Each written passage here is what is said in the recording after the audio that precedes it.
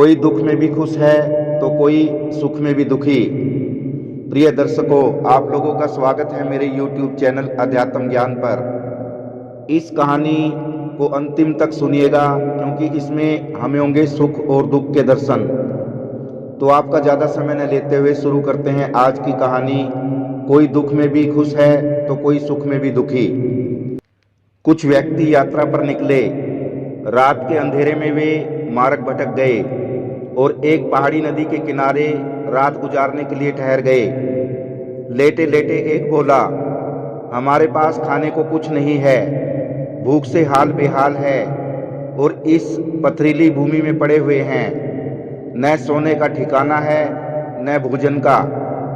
उसकी निराशा भरी बातें सुनकर उसका दूसरा साथी बोला, घर पर रहते हुए सुख सुविधा का जीवन भी तो बिताते हैं। संसार के हर क्षेत्र में सुख और दुख साथ चलते हैं। जिसने दुख का दर्द नहीं सहा वह सुख का सच्चा आनंद भी नहीं ले सकता। तभी तीसरे ने कहा, सही है भाई।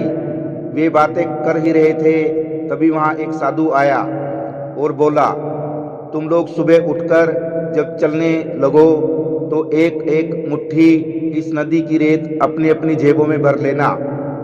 उस बालू को दोपहरी में सूरज की रोशनी में देखना, तुम्हें दुख और सुख के दर्शन हो जाएंगे। यह कहकर साधु वहां से चला गया। सुबह वे उठे और साधु के निर्देश के अनुसार सबने एक एक मुट्ठी नदी की रेत अपनी अपनी जेब में डाल ली और चल पड़े। दोपहर को जब उन्होंने रेत को देखा तो आश्चर्य के मारे उनकी आंखें चौड़ी हो गई। जिसे वे रेत समझ रहे थे वे हीरे थे। जो संतोषी थे वे तो प्रसन्नता से चहकते हुए बोले, हम मालामाल हो गए।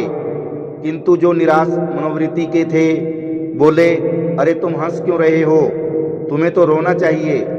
ऐसा कहकर वे मुंह पलटकर बैठ गए। साथियों ने उनसे पूछा, क्यों, क्या हुआ? उन्होंने कहा, यह सोचो कि एक मुट्ठी रेत की जगह हम थैला भर रेत भी तो ले सकते थे। अपने निराश साथी की बात सुनकर बाकी हंसते हुए बोले, उस साधु को मालूम था कि वह थैला भरने को बोलेगा तो कोई नहीं सुनेगा, इसलिए उसने एक मुट्ठी रेत ही रखने को कहा।